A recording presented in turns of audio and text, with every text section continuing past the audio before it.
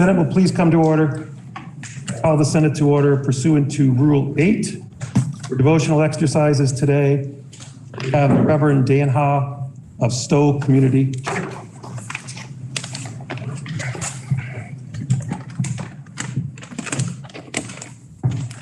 morning, everyone. Good morning. Senators.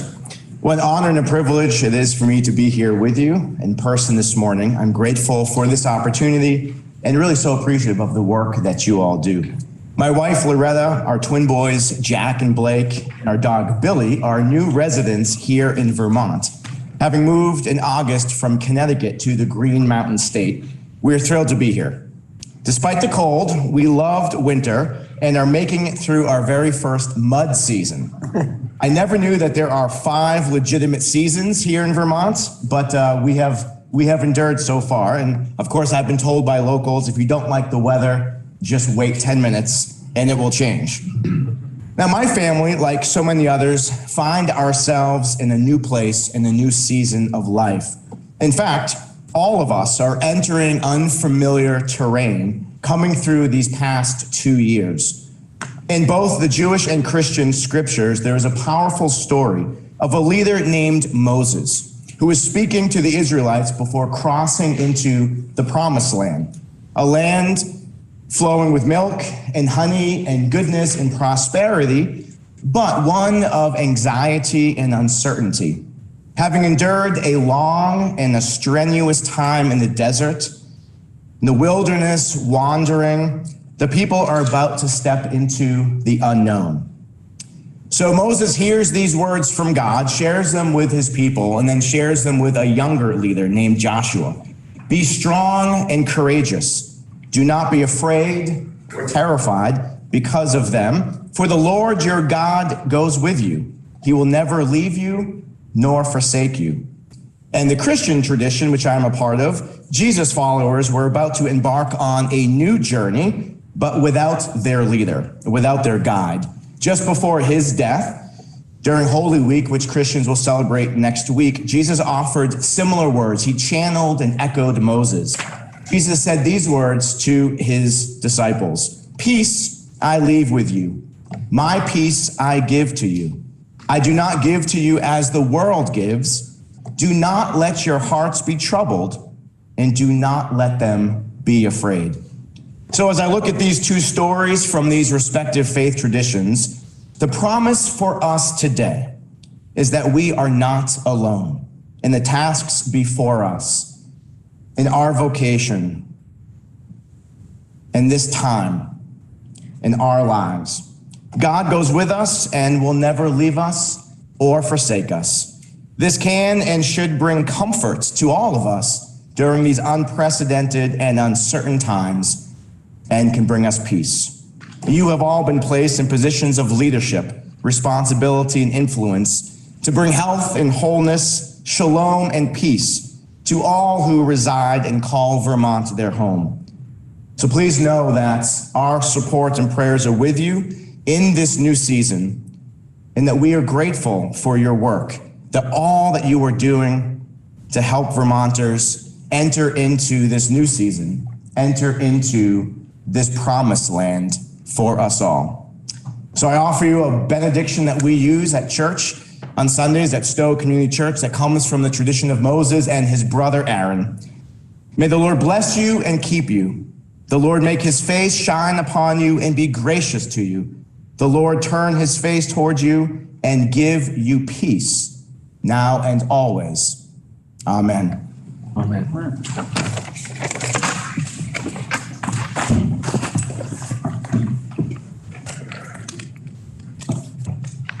At this time, pursuant to Rule 8, nominations are in order for the election of a President Pro Tempore to preside over today's session. I'd like to recognize the Senator from Grand Isle District, Senator Mazza. President, I move that Senator Clarkson be elected to serve as President Pro Tem for the Friday, April 8th. Thank you.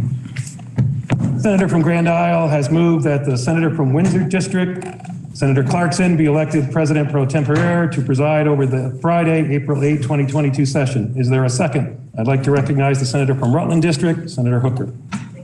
Mr. Secretary, I second the nomination of Senator Clarkson to serve as President Pro Tempore for today's session. Are there any further nominations? Seeing none, I recognize the senator from Franklin District, Senator Brock. I move that nominations be closed and that the Assistant Secretary cast one vote for Senator Clarkson to serve as President pro tempore for the Friday, April 8, 2022 session. The senator from Franklin District has moved that nominations be closed and that the Assistant Secretary cast one vote for the senator from Windsor District, Senator Clarkson, to serve as President pro tempore to preside over the Friday, April 8, 2022 session. Are you ready for the question? If so, all those in favor signify by saying aye. Aye. Those opposed signify by saying no. The ayes have it, and you've elected the senator from Windsor District, Senator Clarkson, to serve as President pro tempore to preside over the Friday, April 8, 2022 session pursuant to the provisions of Rule 8.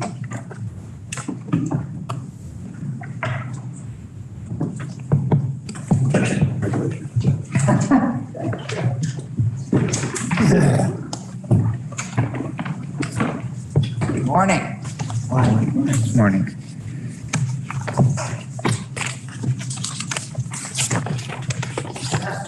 Are there any announcements? Seeing none.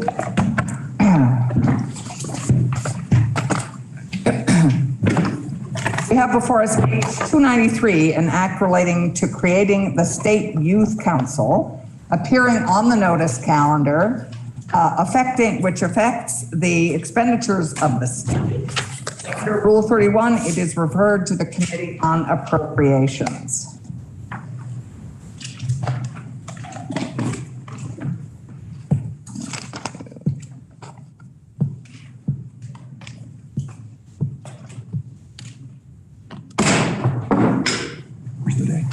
Orders of the day. We have for third reading H461, an act relating to excluding the income of asylum seekers and refugees from household income. Are there any amendments to be offered prior to third reading? Listen to the third reading of the bill. H461, an act relating to excluding the income of asylum seekers and refugees from household income. The question is, shall the bill pass in concurrence with the proposal of amendment? Are you ready for the question? If so, all those in favor signify by saying aye. Aye. Those opposed, nay. The ayes appear to have it, and you have passed H461 in concurrence with the proposal of amendment.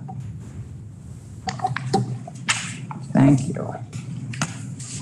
We have for third reading H629, an act relating to access to adoption records. Are there any amendments to be offered prior to third reading? I recognize the senator from Chittenden, Senator Pearson. Thank you, Madam President.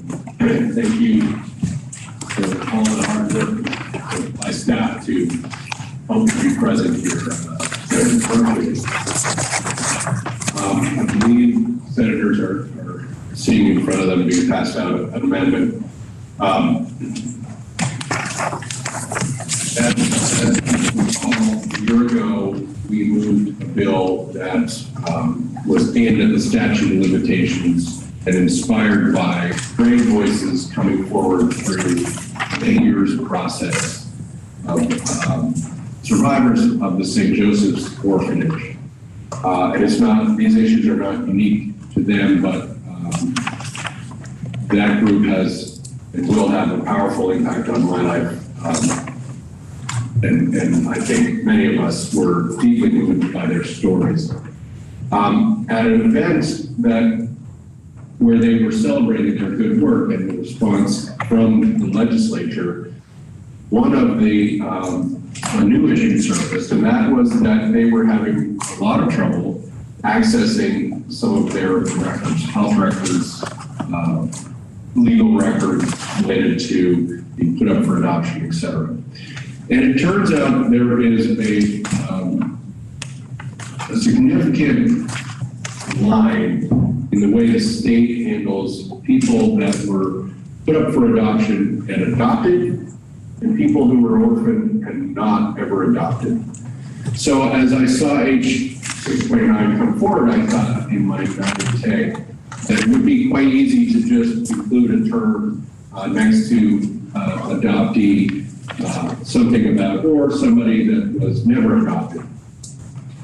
Come to find out, Madam President, it is much more complicated than that.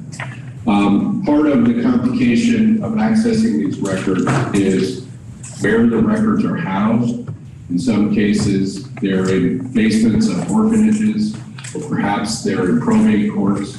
They are scattered throughout. DCF certainly has a role, as many of these children came through state custody or placed in an orphanage under supervision of the state. It is a complicated issue. So before us is an amendment that asks that the state, that we get a report back. And the report is handled here by the State Archives and Records Administration, the SARA, as we call it, and in consultation with DCF and other interested parties, to simply help the legislature get our arms around this task. I can think of no good reason why we would have a different process or a more cumbersome process for somebody that, in fact, was never adopted as somebody who has been adopted. But the bureaucratic structure, the fact that many of these records are decades old and scattered around does make it complicated. And the attempt here is to have the information come forward so that a future legislature might be able to address the inequality in access that, in fact, the bureaucratic process has produced for people who've come through different custody process in the state. So with that, I want to again appreciate staff to have me here on the video. Deep appreciation to the senators, the Senate Judiciary Committee for working on this issue more broadly and for hearing me out, and hope that we can advance this amendment. Thank you. The senior senator from Bennington. Madam President, the Judiciary Committee heard from the senator from Chittenden and others this morning and supports the amendment by a vote of 401.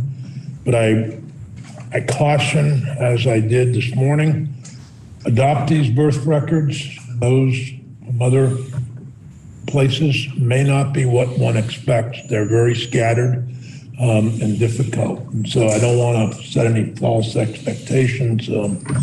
My records speak for themselves. I don't have the same records many of you do. Very scattered. So it's, I don't want to give false hope to people. So thank you. The question is, shall the Senate propose to the House to amend the bill as moved by the senator from Chittenden? You ready for the question? All those in favor signify by saying aye. Aye. Aye. Those opposed, nay. The ayes have it, and you have proposed to the House to amend the bill as moved by the senator from Chittenden. Are there any further amendments before third reading?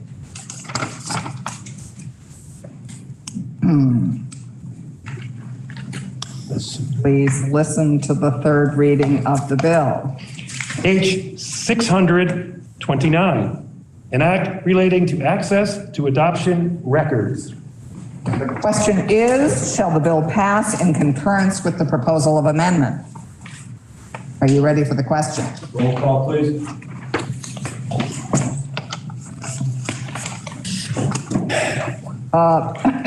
Roll call has been requested. Are you ready for the question? Roll call has been requested. The secretary shall call the roll.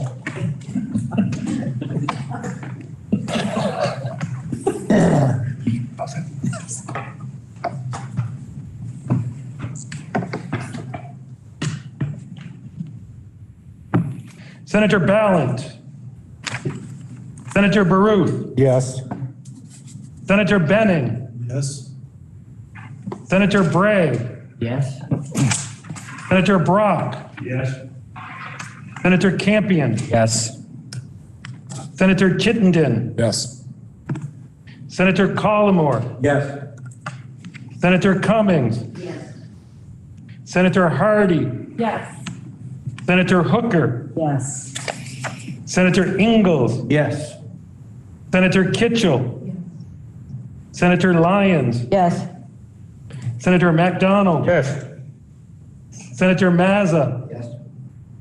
Senator McCormack. Yes. Senator Nitka. Yes. Senator Perrin. Yes. Senator Pearson. Yes. Senator Perschlick. Yes. Senator Polina. Yes. Senator Rom Hinsdale. Yes. Senator Sears. Yes. Senator Sorotkin. Yes. Senator Starr. Yes. Senator Terenzini. Yes. Senator Westman. Senator White. Yes. Senator Ballant. Senator Westman.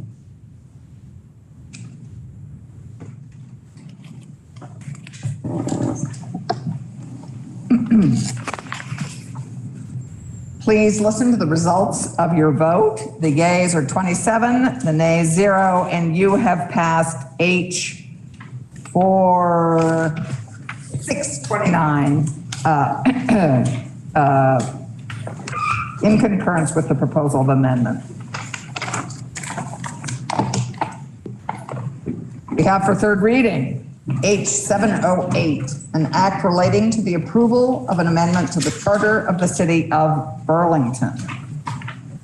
Are there any amendments to be offered prior to third reading?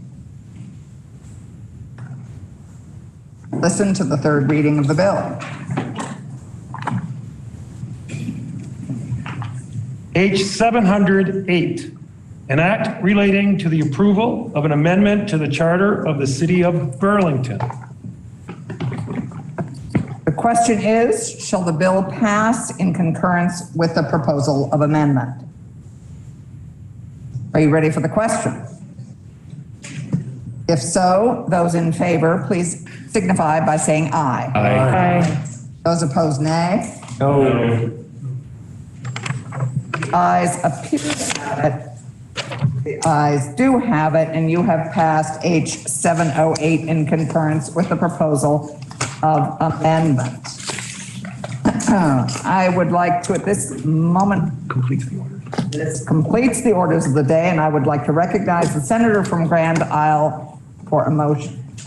Madam President, subject to any announcements, I move the Senate adjourn until next Tuesday, April 12th at 9:30 a.m. Thank you. Are there any announcements? Thank you, Madam President. I'm not sure if it was so fast. I was sending the Mr. Secretary a notice here asking that we take up for confirmation Mary Ainsworth. And Senator Ingalls is ready to confirm a report.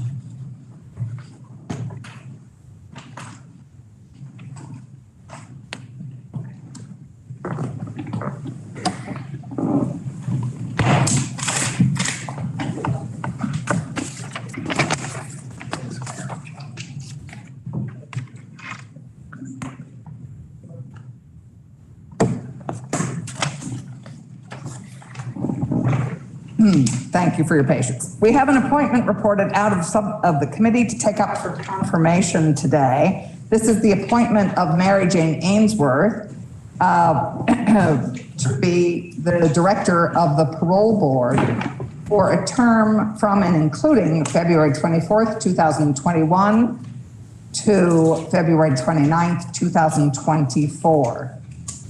The question is, shall the appointment of Mary Jane Ainsworth be confirmed by the Senate? For the report, I would recognize the senator from Essex, Orleans, Ingalls.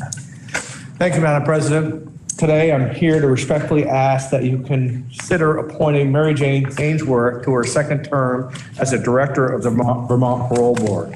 During Ms. Ainsworth's extended first term due to COVID, she gained additional knowledge of the parole system and worked diligently with the parole board to streamline the administrative process. The steps taken were invaluable as the pandemic hit and the hearings become all virtual.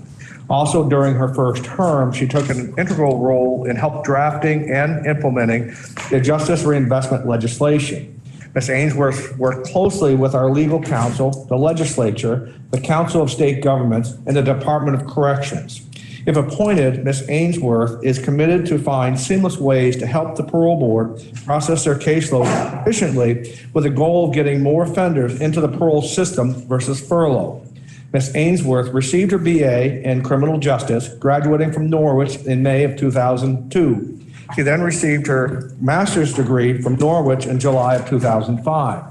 She was a business process manager for the Department of Corrections from July 2016 to January 2019, where she then became the parole board director in January of 2019. Ms. Ainsworth has maintained a relationship with the Department of Corrections in various capacities since 2006. It takes people like Ms. Ainsworth to lead us on this journey of justice reinvestment. Without the buy-in and belief that there's a better way, none of our goals would ever be met. I ask that you join me in confirming Mary Jane Ainsworth to another term as a director of the Vermont Parole Board. Thank you, Madam President. Thank you, Senator.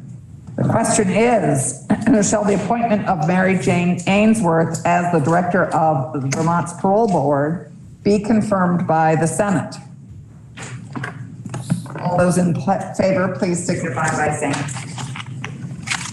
oh. Senator Sears. Thank you, Madam President. I just wanted to mention that an excellent report by the senator from Essex, Orleans, highlights why this should be confirmed by a vote of the Senate, not just a routine. This is a position that is separate from the Department of Corrections. Though the parole board works closely with the department, they are separate. And I hope in the future that we will have this position underlined so that it is voted on separately.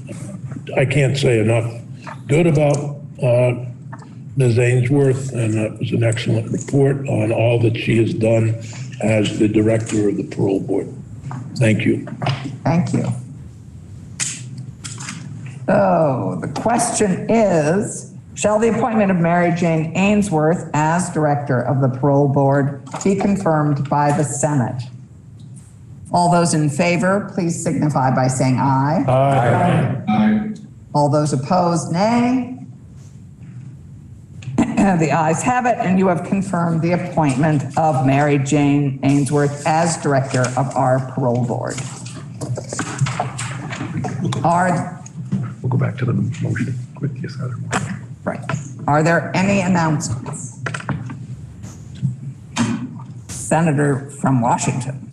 Thank you, Madam President. Senate Finance will meet at 1:30. Senator from Wyndham. Thank you, Madam President. The Senate Government Operations will meet at 1 o'clock. Senator from Bennington. Thank you, Madam President. Senate Education will meet at 1:30. Senator from Caledonia. Madam President, Senate institutions will meet at 1 o'clock. Senator from Addison. Natural Resources and Energy will meet Monday at 10 a.m.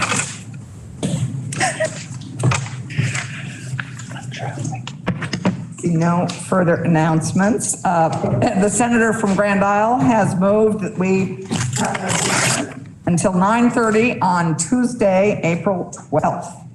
All right, are you ready for the question? All those in support of this motion, please signify by saying aye. Aye. Those opposed, nay. Aye. Ayes have it, and we are adjourned until Tuesday, August